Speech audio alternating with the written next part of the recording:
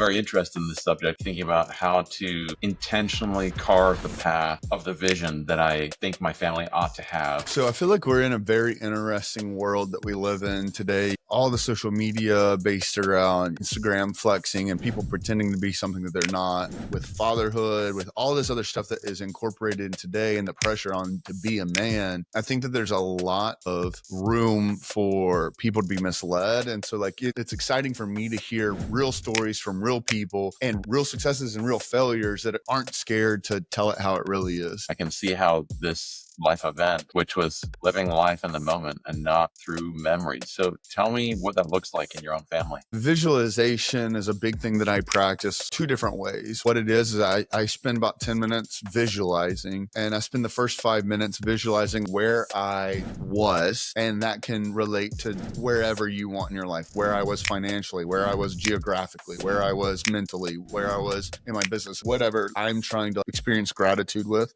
I think about like where I was to where I am. My name is Tim Anderson. Welcome to Father and Friend, where men learn to live for the good of their families. Today, our guest is Zach Williams. He is a Christian. He's a husband. He's a father. He's also a #1 best-selling author, motivational speaker, and a business owner.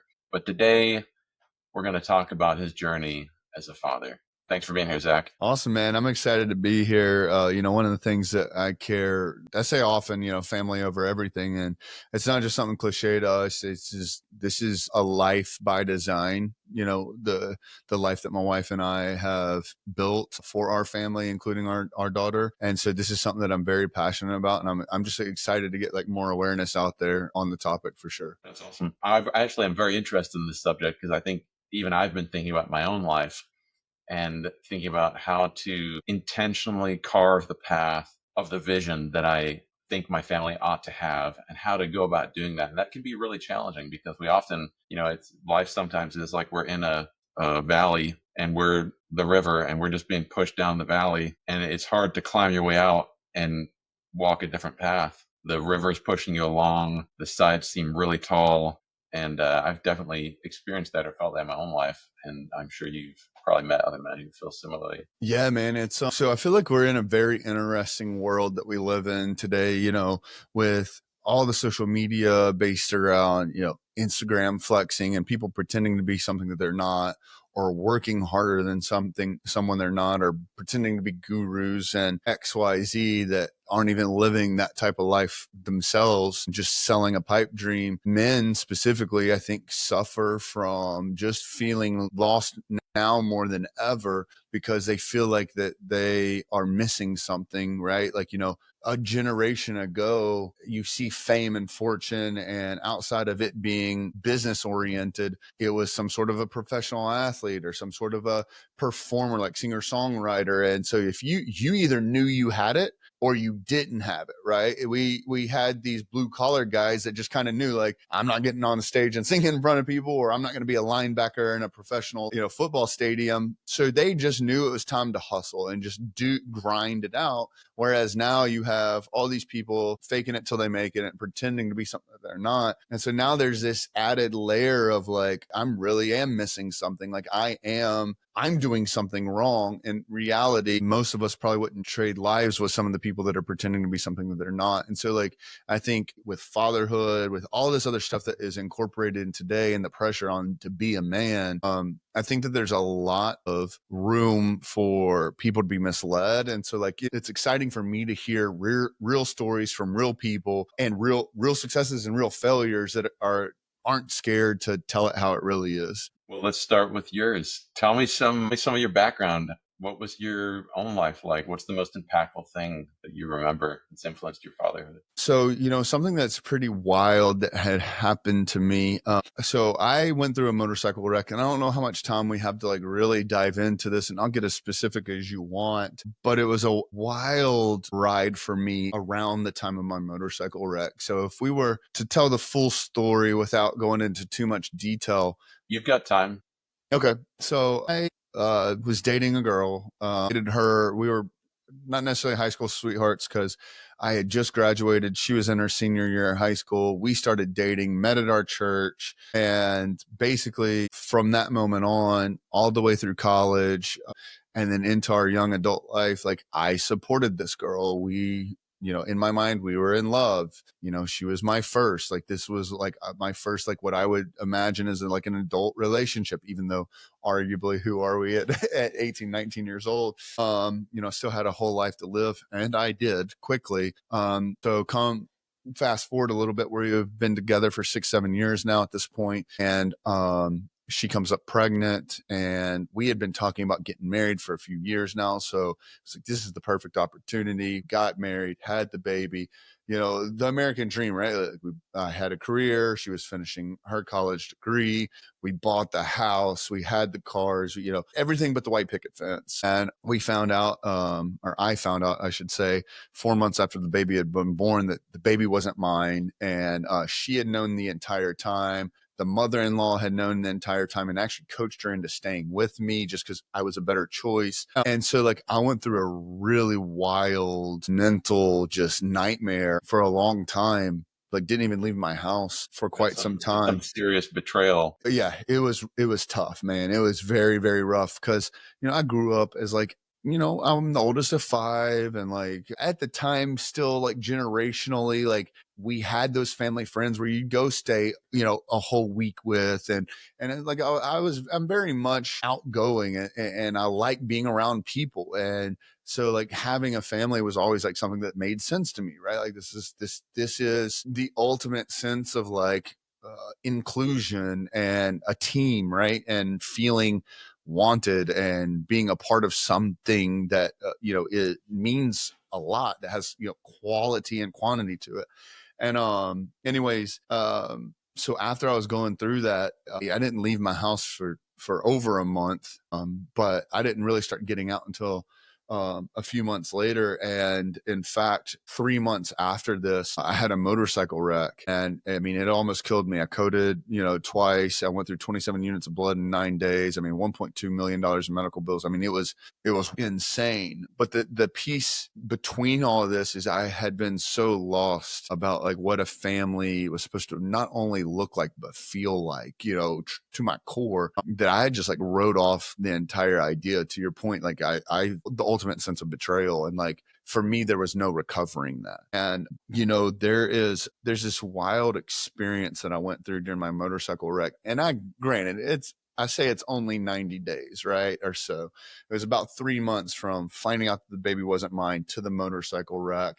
And so like, probably anyone could argue that like 90 days isn't that whole long to be in this mindset, but to imagine the depths of this dark hole that I was in, I had written off family life forever. Like there was no future for me in having this life, because I had the motorcycle wreck now, 3 months later. And that just prolonged this feeling of emptiness, because I was in the ICU for 6 weeks. I couldn't walk for over a year. And so 9 months of that year, I was confined to a hospital bed in my living room.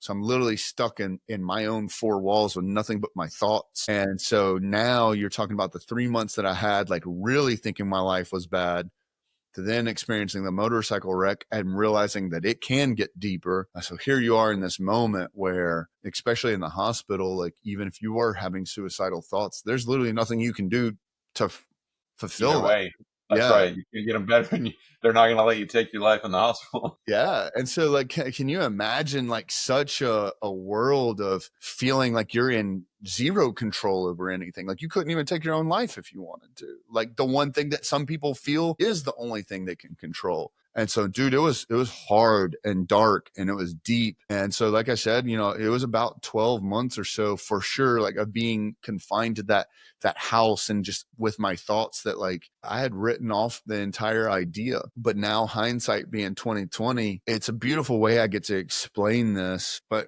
when went through the wreck, I was laying in the middle of the street.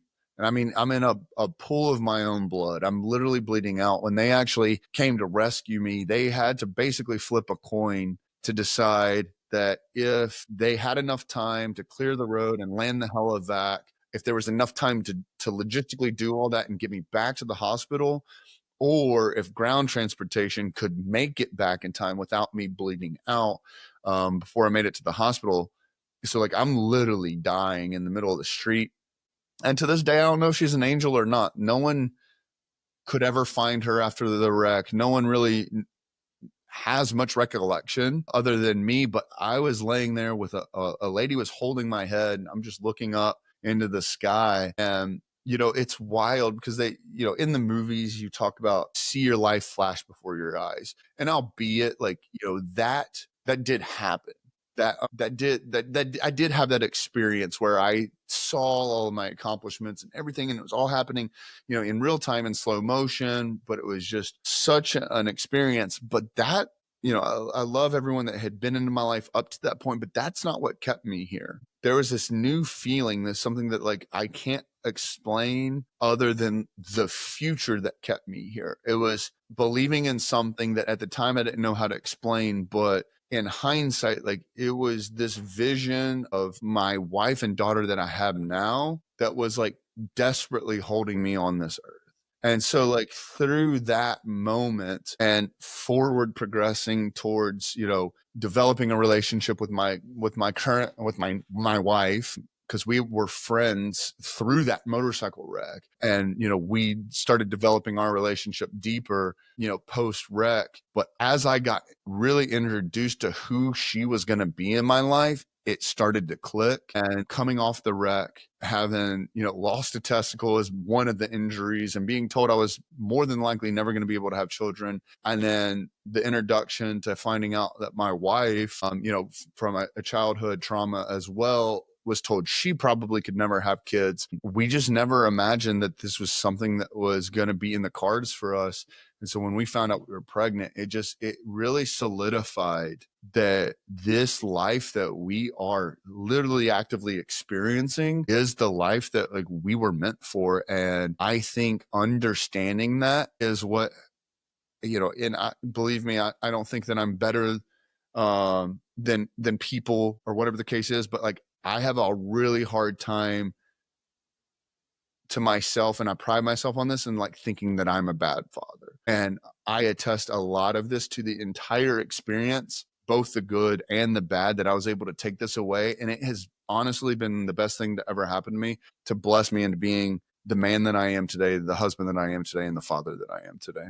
That's good. So in that story, you met your wife after the accident and you were dating for a time, or you got together, you said because of the accident. No, so my wife and I had been best friends up to the time that this accident had occurred. Just life never aligned for us. She actually knew my ex-wife, and like we all hung out together. And then as and it's always funny looking back, because the day that Heather and I met, I was with my girlfriend, she was with her boyfriend. We so happened to sit across from each other at the restaurant. And dude, it was, they said that you could cut the tension, with a butter knife. Like it was wild how much of a connection we had, like literally just from the moment that we met. And then as life, and again, I believe everything happens for a reason, because if we had gotten together back then, I don't believe we would be where we are today. I had to go through a really, really, really bad scenario with my ex, and she went through a very, very, very, very bad scenario with hers. I think we both had to go through that to realize like how special we each are, and the sanctity of marriage, and just the opportunities that we have, and then just the positive things that each one of us does for the other. Yeah, I guess it's hard to appreciate those things if you get them all the first time, and it seems like they should just be. But Yeah. when you don't get those things, a faithful partner or someone who cares about you, then when you get that, there's certainly, I would imagine, just a much higher level of gratitude for receiving those things. Yeah, man. Realizing how deep and dark that hole can get, it puts some things in perspective for sure. Now, you mentioned a woman holding your head. That wasn't her. That was not her. No, sir. some other being. Yeah. And like I said, we couldn't find this person afterwards, have no idea. Obviously it's not something that you can just make up. But since the wreck, there's been a lot of people that have like come out and like been able to tell their side of the story. I mean, it was a big deal, right? It, made national news. I mean, it was a huge deal. At the time, like I was pretty well known for a clothing organization that I was running. And so, I mean, we had 3 full floors full of people that were literally just there donating blood on my behalf. The hospital staff had to start turning people away because they just didn't have enough room for people because, where I happened to wreck, thank God, was a blood bank, because if I hadn't wrecked near a blood bank, depending on the hospital, I would have bled the hospital out of my type of blood. I went through 27 units in 9 days. Your body only holds 8 to 12. So like I completely bled out like 3 full times in a 9-day span. So it was just a wild scenario. And again, through all that and even through searching, like no one could ever find who this woman was and that she even existed. But I mean, it was a moment in my life when I needed to know that someone cared, because as I'm laying there bleeding out, there was people getting out of their cars and actually going and getting the cash off the ground that had fallen out of my wallet during the wreck. Even had someone trying to steal my shoes and steal my pistol while I'm laying there. And so having this woman just be there to support me in what arguably could have been my last moments if I had subsided to the sleepiness that I was experiencing. There's no other way for me to explain it.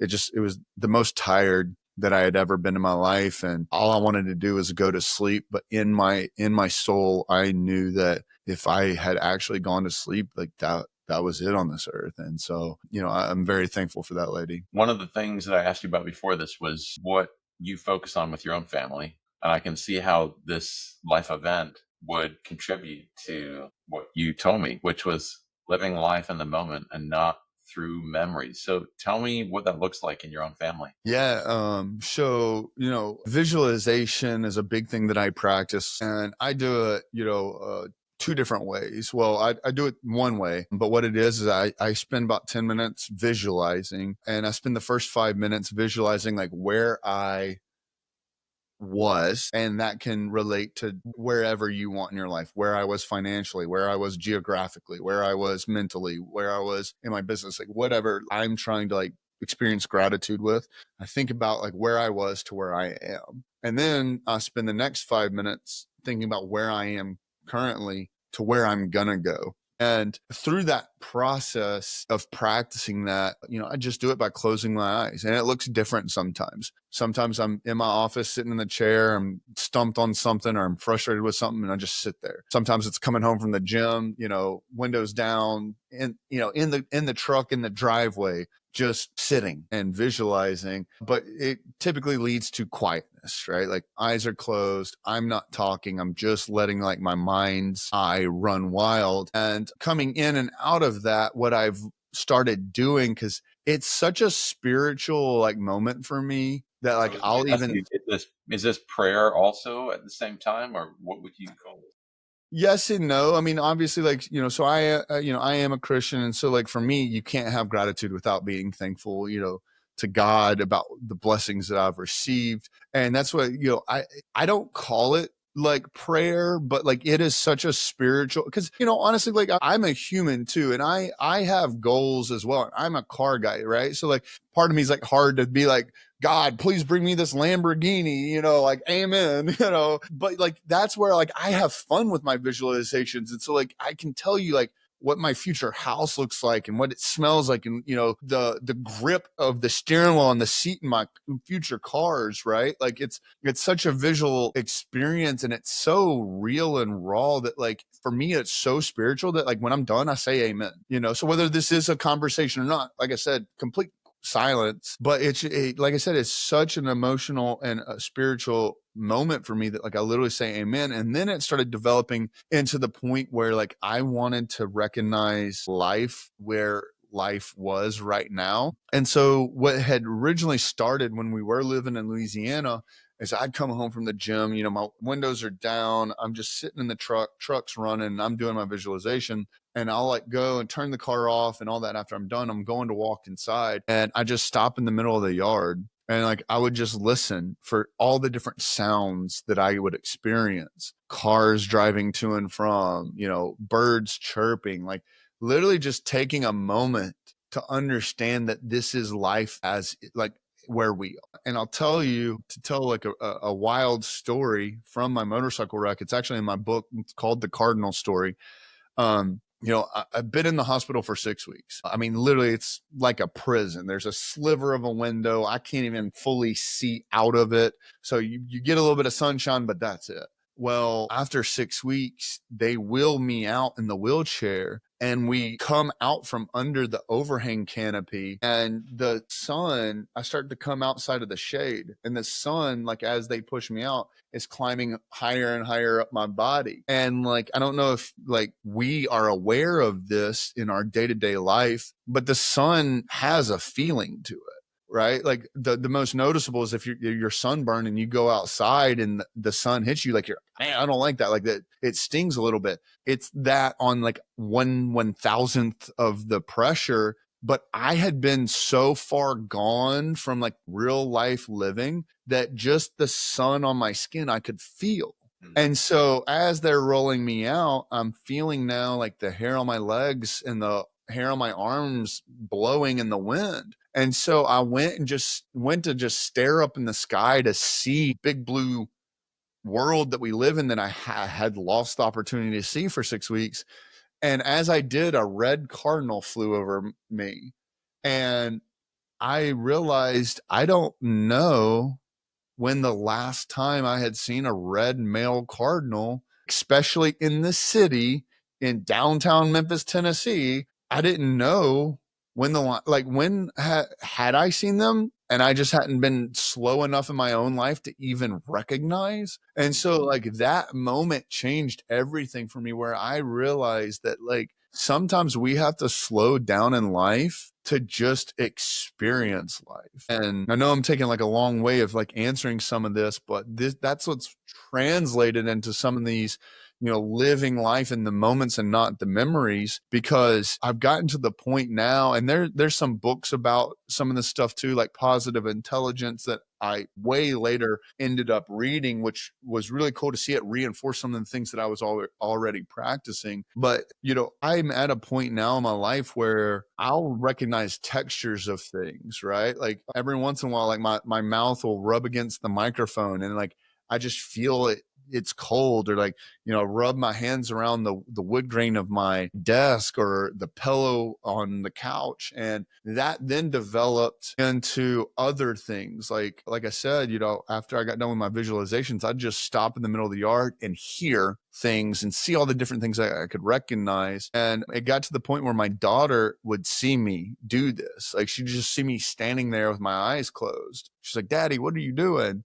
I'm like, "Daddy's just listening to the birds chirp." Or, "Here, do this with me. Close your eyes. Can you hear frogs? Can you hear birds? Can you hear the wind?" And she's like, "Yes, daddy. Yes, daddy." And like, it's so cool for me to see that like, this is something that like we can learn to recognize and then start appreciating. And that practice has developed further and further as we go, to the point where like, I'll hold my daughter's hand or my wife's hand, and like, I'll just rub their hands and like feel like their fingerprints, or the creases in their knuckles. Saturday mornings, sometimes we'll let my daughter sleep with us, on a Friday night. And so I'll wake up typically before they do, and they sleep closer to the window. And so like, and we sleep without blinds. So like, I'll see the sun shining through like individual strands of their hair. And like, I just get to sit there and be in the moment and just be like, this is fucking cool. Like this is an incredible opportunity that like at one point in my life, like I prayed for moments like this. But if I had not learned to slow down and recognize these in the moments, I would be 80 years old wishing I could go back to being 36 and not take advantage of those moments. I spoke with someone not too long ago, and we spoke about this idea of delighting in God's creation. And this person, for people who live out on a farm somewhere, maybe you could argue that they have a little bit easier time seeing God's creation because they're forests and trees and fields. And for those of us who live in cities, sometimes it feels more difficult. But part of the conversation included, can we look at the ants and delight in what the ants are doing, or look at a weed that's growing in between the cracks of the sidewalk and recognize its amazingness, that it's even there at all, that it's growing. And I love that idea, because I think for a lot of us, especially in American culture, we're told to be productive and efficient and, be busy. And, if you're not busy, what are you? You're lazy. In America, that's the opposite of busyness, is laziness. And I think that's an error. It's stealing something from us that we often don't recognize. And I would put myself in this position, that I often don't recognize that I have a lot of beautiful moments in my life. And I think you mentioned this, that I just gloss over and I don't see the beautiful moments. And there's something we miss in life if we get to 80 and we actually didn't delight in any of the amazing things we got to experience. And that requires, as you mentioned, slowing down.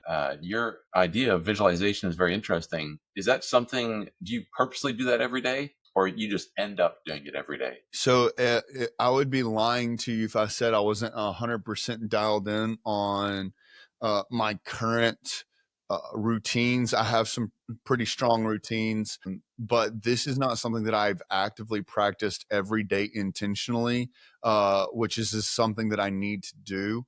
Arguably, I'll hit it 3 times a week or something, but this is something that I know needs to happen 7 days a week. Outside of that, it'll be something where I find myself drifting, whether that's too far one way, whether that's getting too complacent with where I am, or that's me feeling like I haven't done enough. And that's been something that I've been struggling with, honestly, for the last couple of weeks. In fact, I made a really big post about it yesterday, is the fact that like I have a schedule now and a routine that I that all right, let me back up. So like I had spent a long time building a personal brand for myself. We had major success in a marketing agency that I ran, which I have 2 decades of experience in, a multi-million dollar a year organization. And I had developed that business because I had left corporate America because I didn't want to watch my daughter grow up through a cell phone. And so I left corporate America to start my own agency, and it blew up and we had major success. And then we were doubling year over year until we were doing about $250,000 a month. And it wasn't until those few years had gone by that I realized that I traded in one pair of golden handcuffs for another, because now here I am missing, I'm up at 4 a.m. I'm working 12, 14-hour days. I'm missing breakfast, lunches, and dinners. Like we're not, I'm going on business trips and leaving them behind. And so we made a major pivot in our life 2.5 years ago to literally let all that go, that entire lifestyle, and build what I currently have. Now, it's been a long, hard road, as you can imagine, shutting that down, changing the lifestyle, giving everything up, and starting over from scratch. And through that journey and through that process, I had a really crazy experience over the last few weeks because I lost one of my mentors at the beginning of this year. And one of my biggest promises to like myself and him in that whole mental state was like making his life, like me being one of the relationships he had, making his life and lifespan in my life worth it, worth being me taking up one of his introductions. And him and 2 other men that I look up to that are phenomenal human beings that are successful in every way, shape, and form had all basically kind of said the same thing to me 3 different ways within about a 3-month period. And that's when I realized that like I needed to reevaluate the path that I was going down and the reasons why.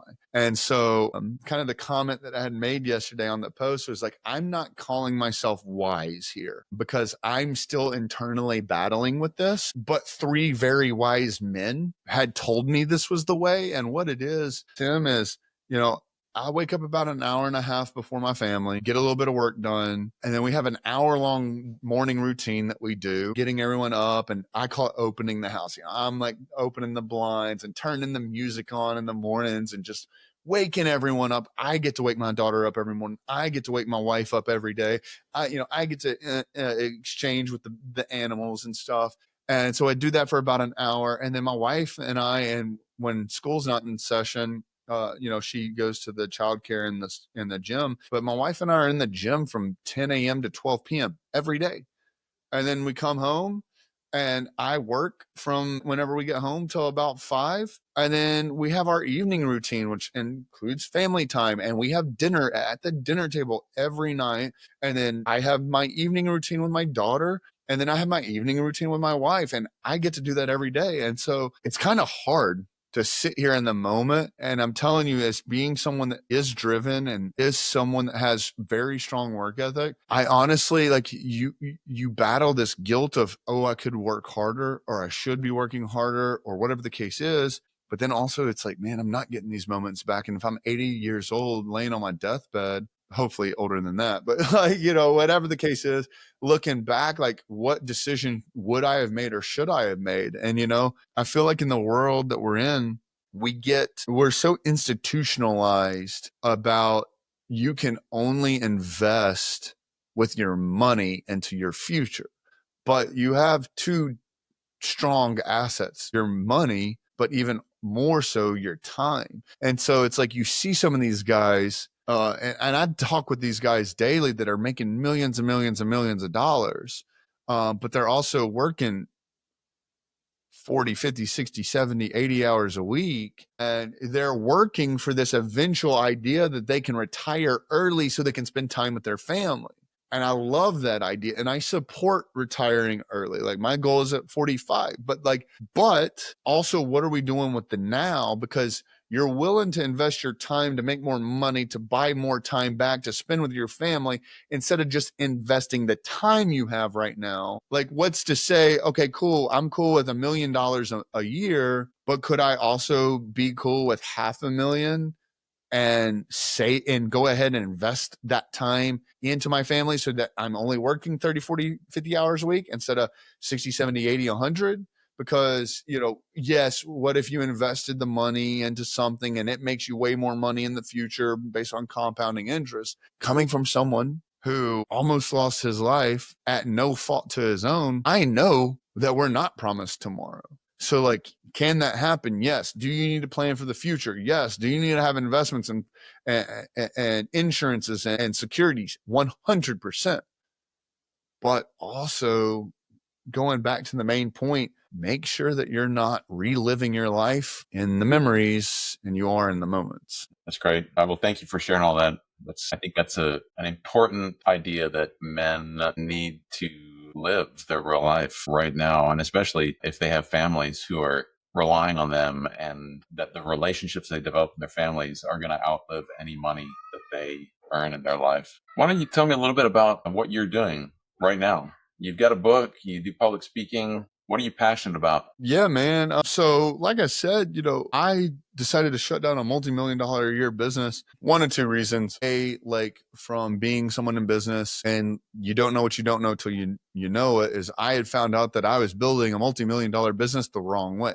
Like, I was building this business all based around me, and arguably, could we have scaled it differently and worked hard? Yes, we could have. But in that process, I also found out that this is not like, so there's a Japanese proverb called ikigai, and that is, what does the world need? What are you good at? What can you be paid for? And what fulfills you? And it's ikigai is like what checks all those boxes, right? It's this beautiful diagram. And I just realized the marketing stuff, while I was good at it and while I could get paid for it and while people needed it, it didn't fulfill me. It fulfilled me in a sense of helping people. But as I started to dive deeper into my own personal development, I realized that there was more into, like, helping people than just financially or with their business. And so, like I said, my three mentors had basically said the same thing within 3 months of each other.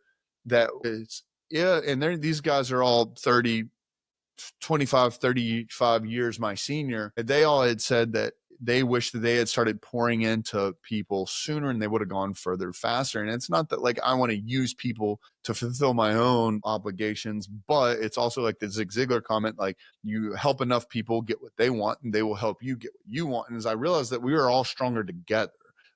And so as we started going through this life altering, just like intra perspective shift, like, I started to realize that the network that I was a part of was way stronger than just I. And so I wanted to find a way to build an organization or based around my icky guy that then also was not directly just attached to me, because I'm one person. I've got 2 decades of experience and I feel like I'm really, really good at like 4 things. Well, you start multiplying that by several hundred guys or several thousands guys. Now you've got centuries of experience and y'all are good at hundreds, if not thousands of things. And, you really start to develop a strong network of people that you can rely on for anything and everything in life. And so as I started really like putting this on the whiteboard and coming up with a business plan and a marketing strategy and finding ways to implement what I felt like the world needed and what I knew that fulfilled me into something that could be capitalized on, not just for myself, but make it a win-win-win for everyone. And so we developed Uncaged, which is a men's only accountability and business networking group. And we based it around 6 main pillars: health, wealth, and relationships being like the personal development side of things. And then making money, and saving time is like the professional development side of things. And then, of course, you break down each topic into further things, like health, like, mental health, physical health, spiritual health, financial health. Like you really start breaking things down, relationships, relationship with yourself, relationship with your spouse, your children, relationship with your friends, your coworkers, your business, things of that nature that we are able to develop and dive deeper into some of these topics. But I just saw a major need for this. But more so than anything, to the root of who we are is it's an accountability group. And so the point behind that is we're a group of men that tell you what you need to hear, not what you want to hear. And so the idea is obviously there's education that happens inside of the group, but we don't even look at ourselves as being competitive to any other organization, more so collaborative, because you can go over here and learn a skill set like sales or marketing or whatever the case is. You can go and learn something industry specific like roofing or solar or HVAC, and you can go learn all the things. But until you implement what you learn, none of it matters. And so we really, really built an organization and a program based around actually doing the work. Because if you're not actually like improving, even, and one of our biggest things is 1% better daily. Like, even if it's just not 1% better daily, like just focus on the 1%. You fast forward a year from now, 3 years from now, 5 years from now, who are you as a man? Who are you as a husband, as a father, as a business owner? And, we just developed something that pays the members back tenfold than, what it costs them to be a member. And it's just been an incredible experience, and it's proven itself time and time again that this is what the world needs, specifically for men. And of course, it's not, I know this is like a father channel, but it's not something sexist. We just believe that men need a strong, powerful place. And in fact, my wife runs a women's only like empowerment and healing group too. So like there's both aspects to that. But one of the biggest things, and I'll end with this, is we do these co-ed retreats, or we do retreats quarterly, but the co-eds are every other biannually. But even that, like, when we bring a husband and a wife or boyfriend, girlfriend, or fiancés in to one of these events, it's not like what the other person needs to work on. Oh, we're going to work on our relationship. It's no, what can I do for me and what can she do for her? Because the better that I am for myself and the better she is for herself, the better we will be collectively. And so like we're really looking at this like compounding interest of putting good people in the right rooms so that the right things can happen. That's great. Sounds like a super needed program. Yeah, man, it's we hear a lot of testimonials and stories about how much we truly do need this. And so it's been one of the coolest things we've ever done. Last few months, I've heard it a couple times now, but that human connectedness or human relationships will be the currency of the future, and not in the sense of just not like we're going to just make money off people, but in the sense of that's what's going to be valued, because we're already disconnected. And it seems as though at this point that the advent of AI will increase that disconnectedness even more. And maybe we won't realize it, but that our deepest yearnings will be for relationships with others. I can fortunately and unfortunately see that as being a very real truth. And I would agree with that. Yeah. So, well, thanks so much, Zach, for all your time today. I really appreciate it. Absolutely, Tim. I appreciate you having me on, and hopefully there's one person that listened to this that this really, really meant something and gave them some sort of hope and some sort of vision and changing the trajectory of their life. Absolutely. Thanks so much. Yes, sir. Bye. Fellow fathers and friends, so glad you could join us for this episode. To stay connected, visit our website at fatherandfriend.com. Sign up for our monthly newsletter or follow us on Facebook, Instagram, and other social media sites. Be sure to like, follow, and share with fellow dads and families in your community. If you have a topic you'd like us to discuss, send us a message and let us know. Until our next episode, keep showing up, loving deeply, and making an impact for the good of your family. Thanks for listening, and we'll see you next time on Father and Friend.